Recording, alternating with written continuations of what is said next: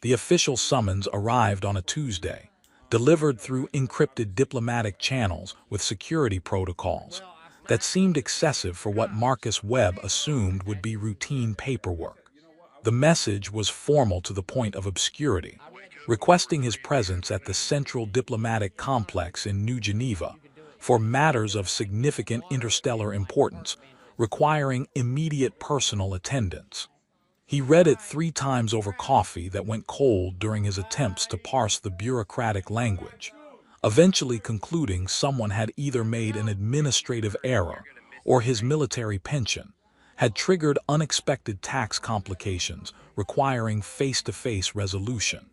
Marcus had been civilian for 7 years now, ever since the frontier conflicts concluded with treaties everyone agreed were preferable to continued violence, but nobody seemed particularly enthusiastic about celebrating.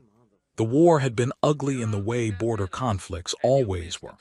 Lots of confused fighting over territory that didn't matter as much as the strategic analysts claimed, casualties on all sides, an eventual negotiated settlement that left everyone vaguely dissatisfied but too exhausted to continue fighting. He'd done his service, survived mostly intact, and transitioned to managing logistics for civilian shipping company. The work was considerably less exciting than military operations, but featured dramatically reduced probability of being shot at, which he considered reasonable trade-off.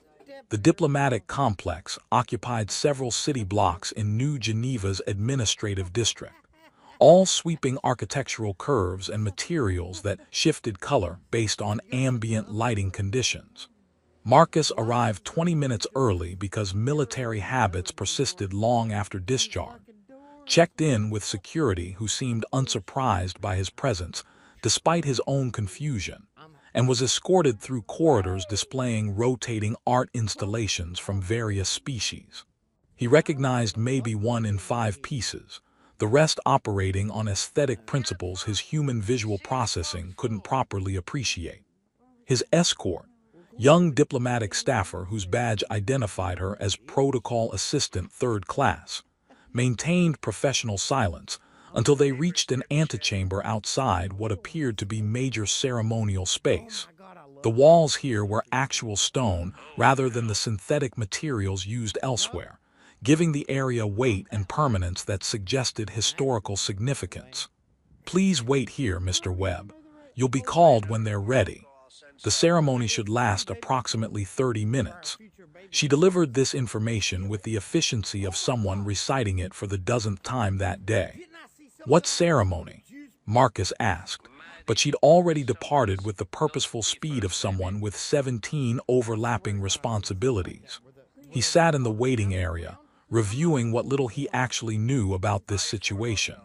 The summons hadn't specified which government entity wanted to speak with him, or what significant interstellar importance actually entailed. For all he knew, this was elaborate presentation for routine veterans' commendation that some bureaucrat had decided required unnecessary ceremony. The antechamber featured a display screen showing live feed from the ceremonial hall beyond. Marcus watched various delegations arranging themselves according to protocols he didn't understand. Velaran representatives in their characteristic flowing robes, human diplomatic corps in formal attire that managed to look simultaneously professional and uncomfortable. Several species he recognized only vaguely from news coverage of treaty negotiations. The sheer number of official observers suggested this was considerably more significant than routine paperwork, which increased his anxiety proportionally. 25 minutes passed with Marcus mentally reviewing possible explanations for his summons and rejecting most of them as implausible. A different escort appeared, significantly more senior based on elaborate diplomatic insignia, and gestured for him to follow. "Mr. Webb, they're ready. Please proceed directly to the central platform when you enter. Her Highness will address you personally." "I'm sorry, which Highness?" Marcus tried to ask, but the escort was already guiding him through massive doors into the ceremonial hall proper, and his question disappeared into the acoustic shift from quiet antechamber to vast formal space designed for important pronouncements. The hall was enormous, vaulted ceiling incorporating bioluminescent elements that created lighting effects probably meaningful in ways he lacked cultural context to appreciate. Diplomatic delegations from at least 15 species were arranged in formal semicircular tiers, all attention focused on the central platform, where Marcus was apparently expected to stand. He walked forward with the kind of deliberate composure that came from years of military discipline covering profound internal uncertainty, aware that hundreds of beings were watching him cross the polished floor. As he reached the platform, a figure emerged from the primary Velaran delegation, tall, elegant, moving with absolute confidence that suggested lifetime of wielding authority. She wore formal robes that incorporated traditional design elements with modern diplomatic styling, and her silver-threaded skin markings indicated royal lineage extending back multiple generations. Marcus's limited knowledge of Velaran customs identified her as high-ranking royalty, though he couldn't determine exact position in succession. She approached the platform where he stood, close enough that he could see her eyes, vertical pupils capable of parsing visual information across broader spectrum than human vision allowed, studying his face with intense focus that made him acutely uncomfortable. When she spoke, her voice carried across the hall with natural projection suggesting either excellent acoustics or subtle amplification technology. "Do you remember me, human?" The question wasn't hostile or accusatory. It carried something that might have been hope mixed with genuine uncertainty. 7 years ago, during the Battle of Kessin Ridge, when artillery bombardment trapped my unit behind enemy lines and escape seemed impossible. Do you remember pulling a Velaran soldier from transport wreckage under sustained enemy fire? Marcus's brain performed rapid archive search, pulling up memories he'd spent years trying to organize into manageable mental storage. Kessin Ridge had been nightmare engagement, 72 hours of fighting over strategic positions that ultimately proved irrelevant because treaty negotiations had already begun. He remembered artillery creating hell on Earth, remembered screaming in multiple languages, remembered doing what training demanded, which was extract as many people as possible regardless of uniform or species. The specific details had blurred together into generalized recollection of crisis response and survival instinct. "I remember pulling several people from wreckage during that battle," he said carefully, aware hundreds of beings were analyzing every word. "Kessin Ridge was chaotic. We were trying to get everyone out before positions got completely overrun. You pulled me specifically from collapsed transport that had taken direct artillery hit," she said with absolute certainty. "You didn't ask my rank or verify my affiliation. You simply saw someone trapped who couldn't reach safety alone, and you acted without hesitation. You carried me approximately 2 kilometers under sustained hostile fire to reach evacuation point, then immediately returned to help others before I could properly thank you." Marcus searched his memory, trying to match her description to specific incidents from battle that had mostly become blur of crisis management. He vaguely remembered Velaran soldier, badly injured leg, communication equipment destroyed, trapped under structural debris requiring 2 people to safely shift. He'd helped extract her, gotten her to medical evacuation, moved immediately to next crisis because there were always more people who needed help and never enough time or resources. "I remember helping Velaran soldier with severe leg injuries," he said slowly, pieces starting to connect. "But I didn't know who you were specifically. You were just another person who needed extraction from impossible situation." "Exactly." She smiled, the expression transforming formal royal composure into something genuinely warm. "You saved my life without knowing I was crowned Princess Thessara, second in succession to the Velaran sovereignty throne. To you, I was simply another soldier who couldn't be abandoned. That selfless action, performed without knowledge of my identity or expectation of reward, created what my people call Kelethmer, a bond of honor considered sacred and absolutely unbreakable.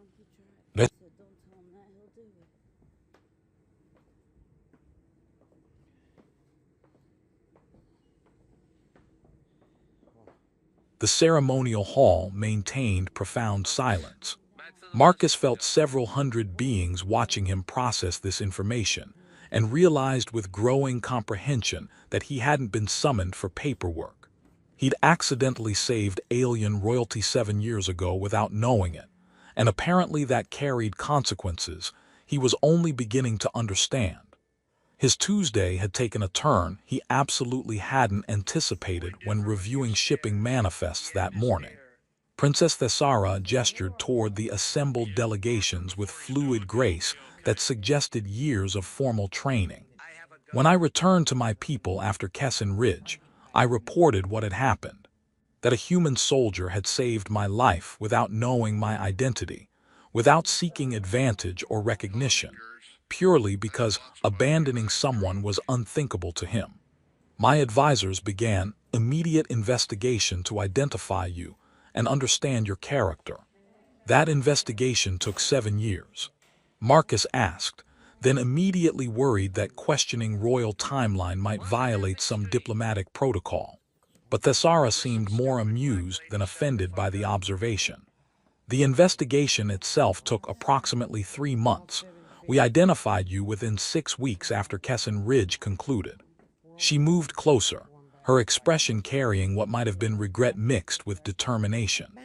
What required 7 years was convincing the Sovereignty Council that my proposed response was appropriate, rather than emotionally compromised decision-making that would create problematic precedents. What response specifically? In Velaran culture, a life saved during battle creates Kelethmer, a bond of honor that transcends political allegiance, family obligation, or personal preference. The person whose life was saved incurs a debt that must be properly acknowledged and, when possible, appropriately repaid. But you saved the crown princess, which creates substantial complications because the debt I owe you potentially conflicts with my responsibilities to the sovereignty. Thessara's voice carried weight of someone who'd spent years navigating exactly this tension. The council argued that acknowledging the debt might create political complications with human governments, might suggest weakness in our diplomatic posture, might establish precedent that would complicate future military engagements. And you disagreed with that assessment. I argued that honoring Kelethmer was more important than political convenience.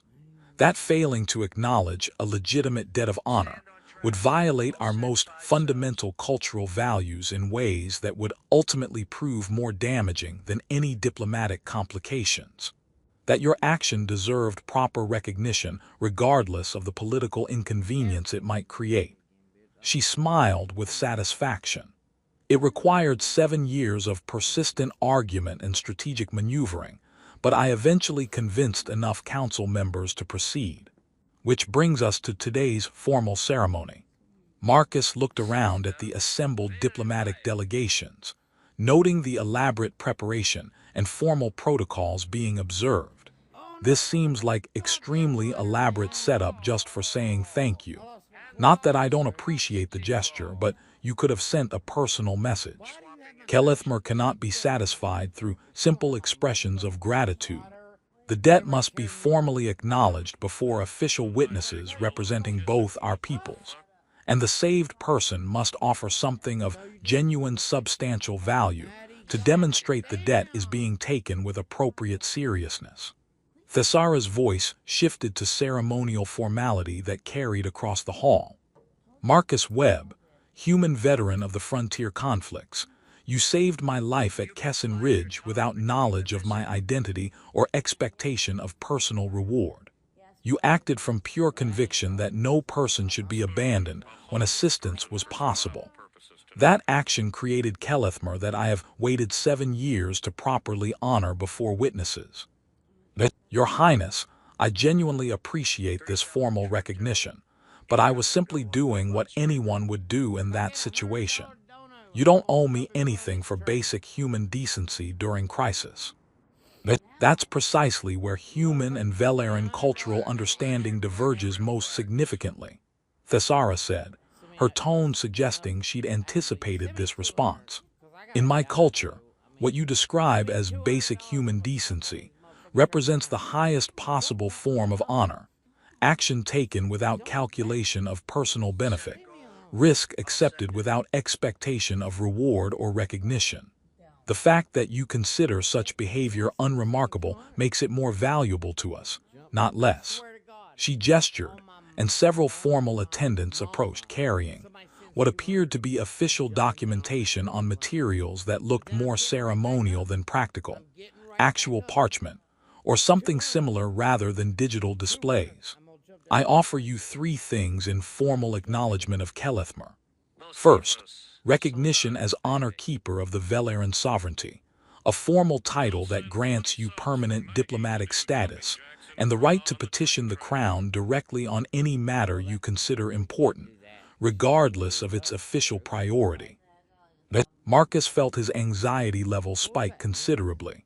Your Highness, I don't need diplomatic status. I manage shipping logistics for civilian company. I coordinate transport schedules and resolve supply chain complications. Nevertheless, you have earned the right according to our most ancient customs. Whether you choose to exercise that right is entirely your decision to make. She indicated the second document being presented. Second, I hereby establish a comprehensive cultural exchange program in your name, providing funding for human scholars to study Velaran history and traditions, while Velaran scholars engage in reciprocal study of human culture and values. This creates lasting institutional connection between our peoples, extending the bond created by your action at Kesson Ridge across generations. That's actually remarkably generous. Thank you, Your Highness. And third, Thesara paused, and something in her formal expression shifted to reveal genuine vulnerability beneath the royal composure. I offer you the position of personal advisor to the Crown Princess, with permanent residence at the sovereignty capital and full participation in diplomatic council proceedings. You saved my life once through immediate action without calculation of consequences. I would deeply value your perspective and counsel as I navigate decisions that affect millions of lives across multiple star systems. The ceremonial hall remained completely silent, but Marcus acutely felt the weight of attention from hundreds of beings watching this exchange, with varying degrees of surprise, curiosity, or skepticism. He processed what Thesara was actually offering, essentially requesting that he abandon his established life, relocate to an alien civilization, and become formal advisor to royalty based primarily on one crisis response action he'd taken 7 years ago without considering long-term implications. Your Highness, I'm genuinely honored by the offer, but I'm not qualified to advise royalty on matters of interstellar diplomatic importance. I'm a logistics coordinator who happened to be in the right position during a chaotic battle to help someone who desperately needed assistance. You're a person who observed someone in immediate crisis and acted without hesitation, without calculation of personal cost or strategic advantage, without even knowing whether the risk you were accepting would produce successful outcome. Thesara's voice carried absolute conviction. That quality, the ability to act from pure principle rather than careful cost-benefit analysis, is exactly what I need represented in my advisory council. Too many of my current council members think primarily in terms of political advantage and strategic positioning. I need someone who thinks in terms of this is fundamentally the right thing to do and acts accordingly.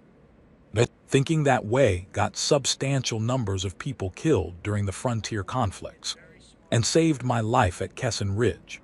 The same conviction that creates risk in some contexts also creates possibility for genuine positive change in others.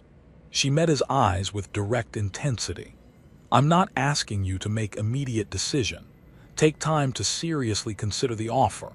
Visit the sovereignty capital, observe what the advisor position would actually entail on daily basis, determine whether it represents work you'd find genuinely meaningful. But understand that the offer is completely sincere, and the need is absolutely real.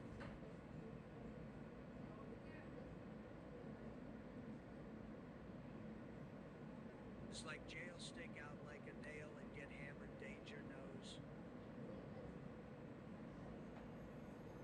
Marcus looked at her, really looked properly for the first time since she'd revealed her identity, and saw something beyond the formal princess addressing assembled diplomatic delegations.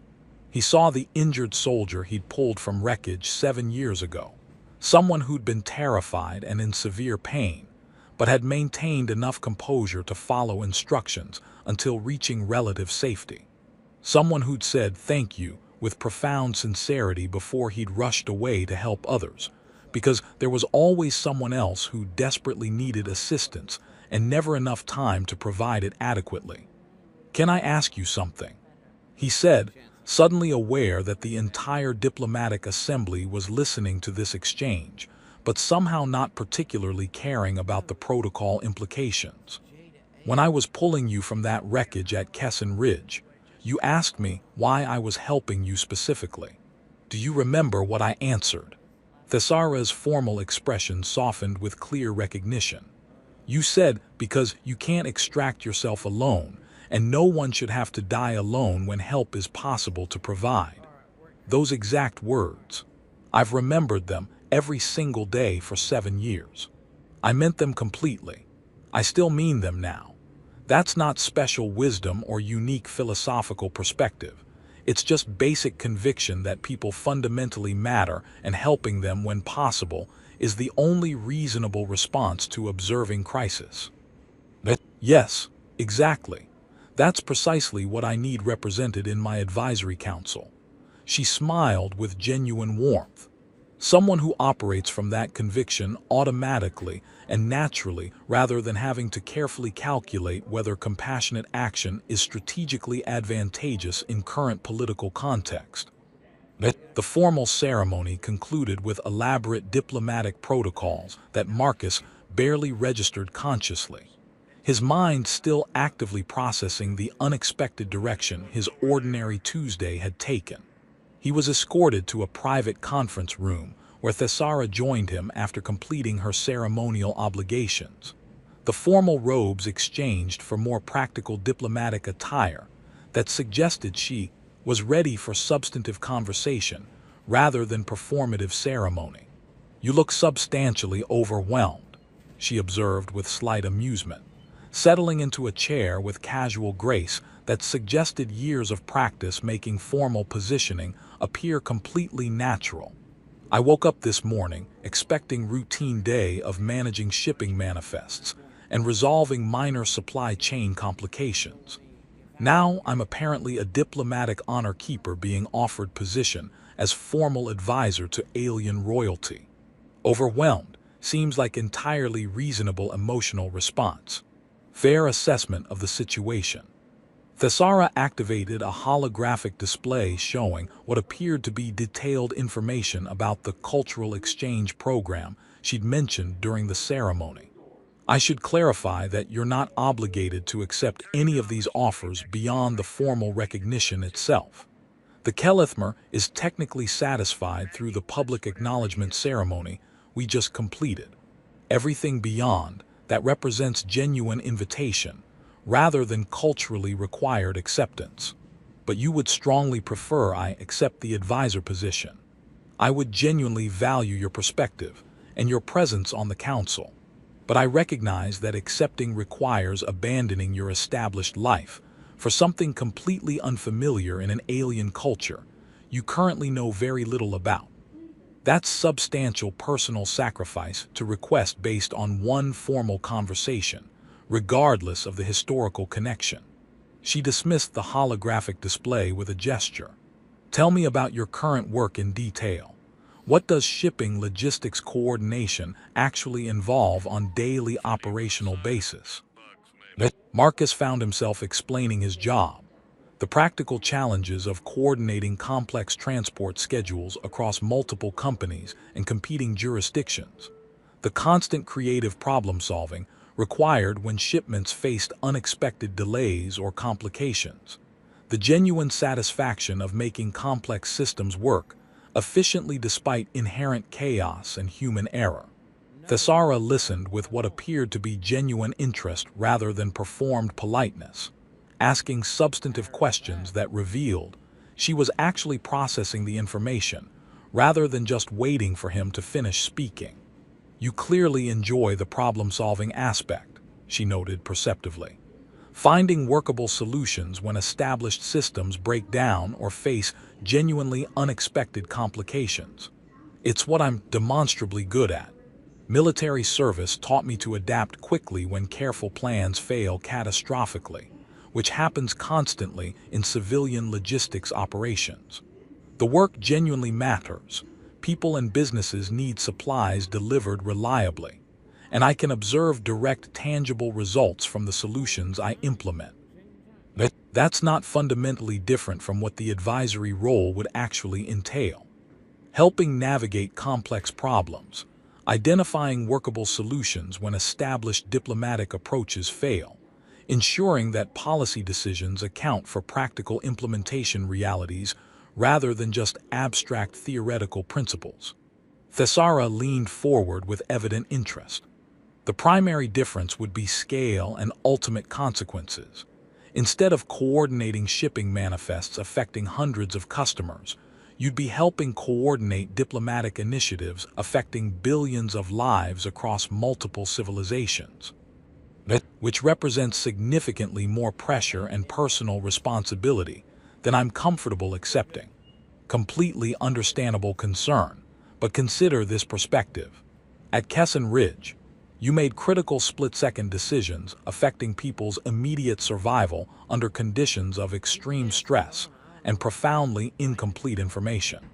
You demonstrated capability for exactly the kind of practical judgment I need represented on the Council, acting from solid foundational principles despite chaos and fundamental uncertainty about outcomes. Marcus considered this framing seriously, attempting to separate his instinctive resistance to major life-changing decisions from genuine, honest assessment of whether the proposed role made practical sense. What would the position actually look like on routine daily basis? What would you realistically expect from an advisor in normal circumstances? Honest perspective without political filtering. When I'm actively considering diplomatic initiatives or major policy decisions, I need people who will tell me directly when I'm wrong or when I'm missing critically important considerations. Too many current advisors tell me what they believe I want to hear, or what advances their own political interests and factional agendas. I need someone whose primary operational concern is whether the decision is actually fundamentally right rather than whether it's politically advantageous in current climate.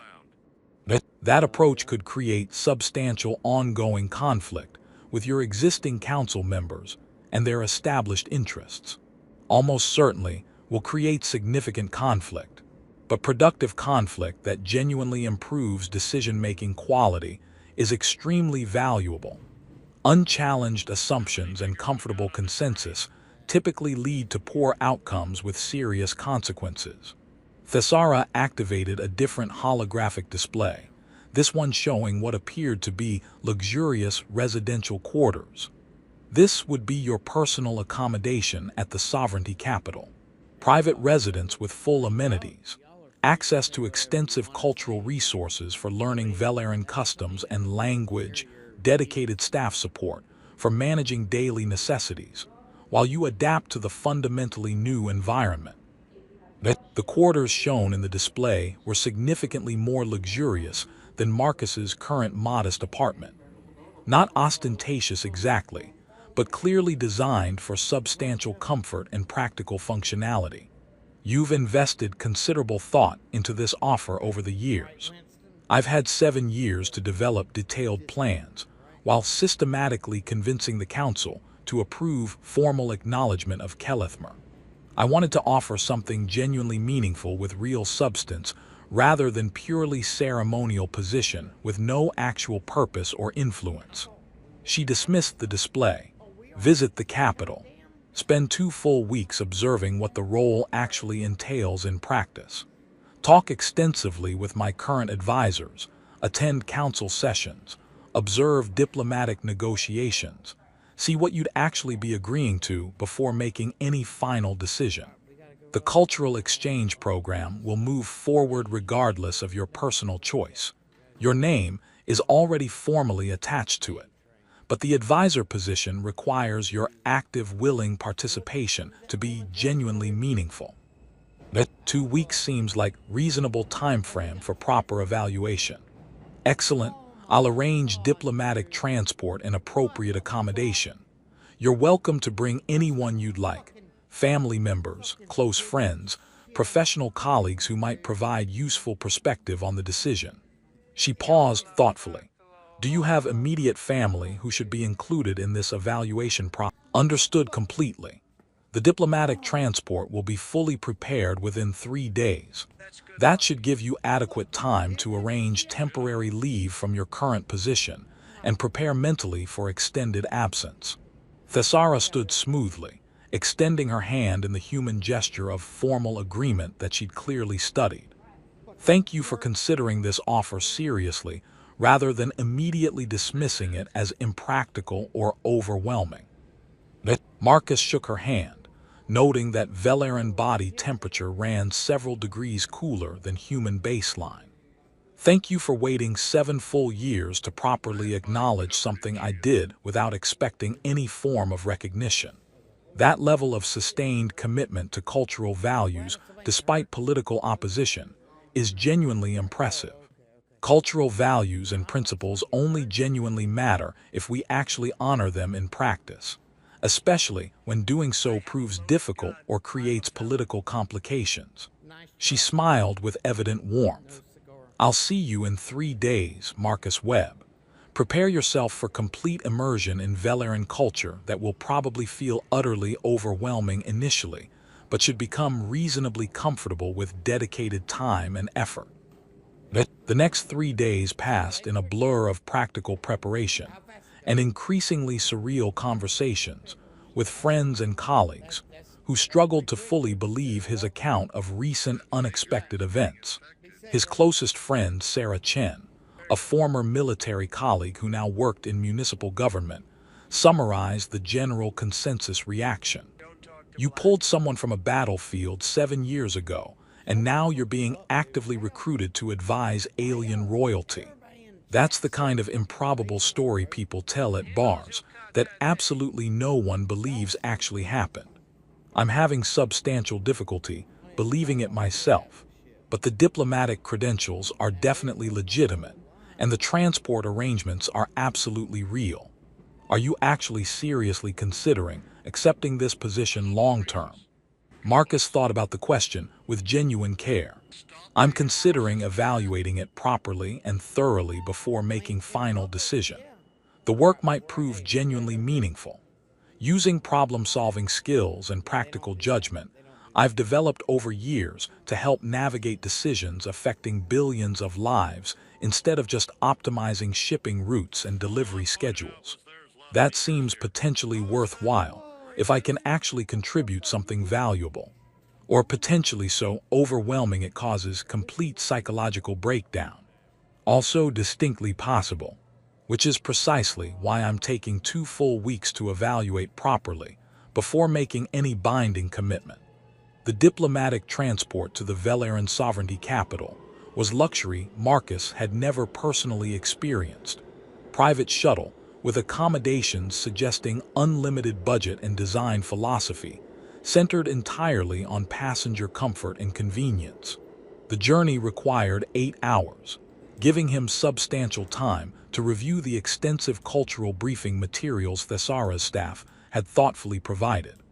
Velaran society apparently valued honor above most other principles, direct honest communication, and what they called truth in action. The foundational concept that genuine character was revealed through actual behavior under pressure rather than through stated intentions or performed values. He found that principle genuinely appealing. It matched his own instinctive approach to evaluating people based on what they actually did rather than what they merely claimed to believe. The Sovereignty Capitol was remarkable architectural achievement that somehow blended organic aesthetic principles with entirely practical urban infrastructure, structures that appeared to have grown naturally, while still providing all necessary functionality of modern city systems.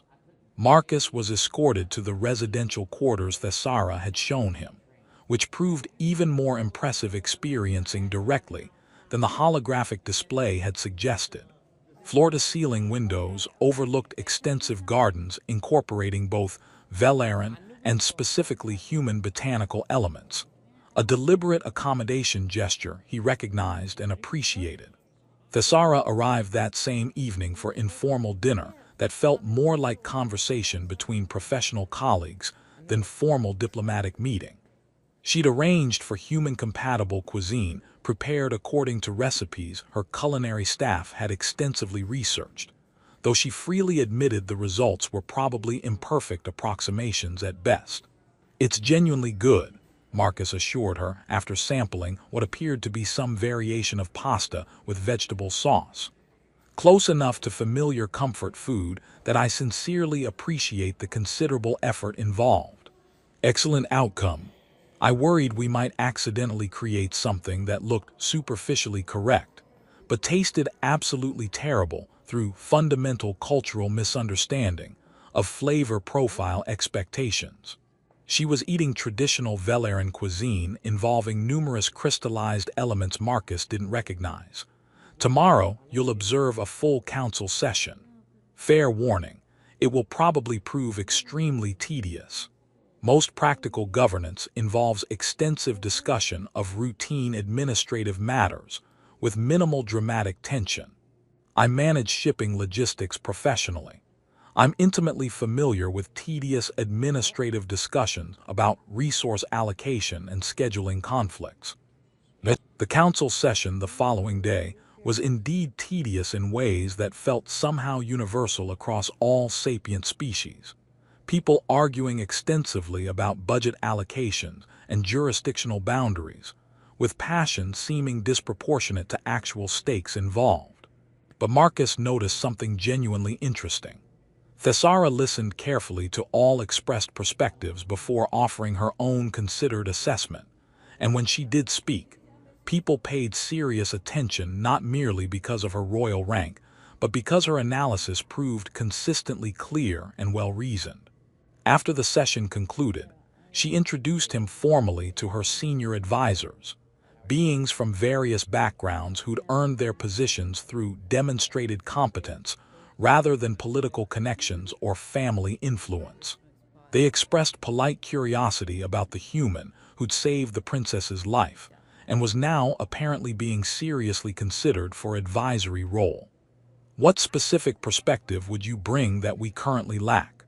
asked Keseth, an elderly Velaran whose formal role involved cultural preservation and historical analysis. Marcus considered the direct question with genuine honesty. "I don't know your culture nearly well enough yet to identify specific gaps in current advisory coverage. But I can offer perspective from someone who makes critical decisions based on practical necessity rather than political calculation. When genuine crisis requires immediate action, you move based on what will actually work in practice rather than what sounds most impressive in official reports or theoretical analysis." Keseth seemed genuinely satisfied with that answer. Truth in action. The princess values this quality extremely highly, sometimes to the considerable frustration of those of us who instinctively prefer more careful deliberation before major decisions. Over the following 2 weeks, Marcus attended numerous diplomatic sessions, participated in extensive cultural briefings, and engaged in substantive informal discussions that gradually built his understanding of what the advisor role would actually entail on daily operational basis. He observed Thesara skillfully navigating complex negotiations between competing interests, consistently maintaining personal integrity, while somehow finding workable solutions that satisfied core needs even when they couldn't address all stated preferences. He also noticed she frequently asked for his opinion on matters being actively discussed, demonstrating genuine interest in his perspective even when it differed substantially from prevailing council consensus. His professional background in practical logistics gave him useful understanding of implementation challenges that purely theoretical policy discussions sometimes overlooked completely. You're remarkably effective at identifying when proposed solutions won't actually work in practical application. Thesara noted after one session, where Marcus had pointed out significant logistical problems with an ambitious infrastructure proposal. That's extremely valuable capability. Council members sometimes become overly attached to elegant theoretical frameworks without adequately considering practical execution challenges. Logistics work teaches you very quickly that elegant theories fail constantly and predictably when they encounter messy, chaotic reality. Much better to design explicitly for messy reality from the initial planning stages. On the final day of his 2-week evaluation period, Thesara invited him to a private garden space that apparently served as her personal retreat from constant official obligations. They walked together among carefully cultivated plants from dozens of different worlds, a diverse collection she'd assembled over years of diplomatic service and cultural exchange. "You've seemed noticeably more comfortable here over the past week," she observed accurately, "less overwhelmed by the unfamiliar environment and cultural differences. Your staff has been extremely helpful teaching me basic protocols and providing essential cultural context. I'm starting to understand how Velaran society actually functions in practice, even if I don't have deep historical knowledge yet. Deep comprehensive knowledge requires years of dedicated study. Basic functional understanding is entirely sufficient as a reasonable starting point." She stopped near a carefully maintained cluster of earth plants, roses that had been painstakingly cultivated to thrive in Velaran climate conditions. "I brought these back from diplomatic visit to Earth 5 years ago. Wanted a tangible reminder of the species whose soldier saved my life without knowing my identity or seeking any advantage." Marcus touched one of the roses gently, noting the careful cultivation. "You really have spent 7 years thinking regularly about Kessin Ridge and its implications." That event fundamentally shaped my understanding of what genuine honor actually looks like in practice. Action taken without calculation of personal benefit. Risk accepted without expectation of reward or recognition. Assistance provided because it was fundamentally right rather than strategically advantageous. Thesara met his eyes with absolute directness. "I want to need that quality actively present in my advisory council. Too many critical decisions are made based primarily on what's politically safe rather than what's actually morally right. And you believe I can reliably provide that perspective. I believe you already have provided it multiple times during the past 2 weeks. You've questioned proposals everyone else accepted without serious challenge, identified problems others completely overlooked, offered alternative solutions based on practical reality rather than theoretical elegance." She smiled warmly. "You've also made several notable cultural mistakes that my staff found amusing but appreciated, because they came from genuine attempt to engage respectfully rather than performative courtesy. I'm absolutely going to keep making cultural mistakes if I accept this position permanently. Undoubtedly true, we'll all learn valuable lessons from them." Thesara's expression turned more serious. "I'm not asking you to abandon who you fundamentally are or pretend to be something you're not. I'm asking you to bring exactly your authentic perspective and practical approach to helping navigate decisions that affect billions of lives. Will you accept the advisor position? Marcus looked at the earth roses thriving in alien soil, thought carefully about the past 2 weeks of genuinely meaningful work and authentic connection, with people sincerely trying to make good decisions under complex circumstances.